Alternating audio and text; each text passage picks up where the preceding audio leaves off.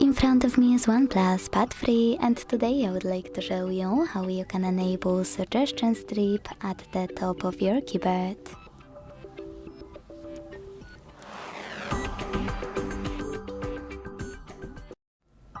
Begin by opening Devices Settings. Now scroll all the way down, and when you're ready, hit System and Update.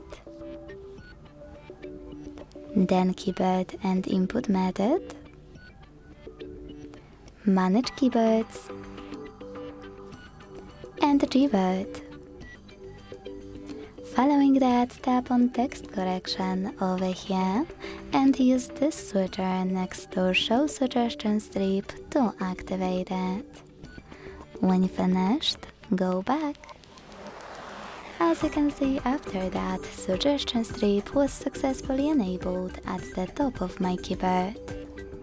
If you want to turn it off quickly, click on gear icon at the top of your keyboard, hit Text Correction and use the same Now Blue switcher. Thanks so much for watching. If you enjoyed this video, don't forget to leave a like, comment and subscribe. Bye!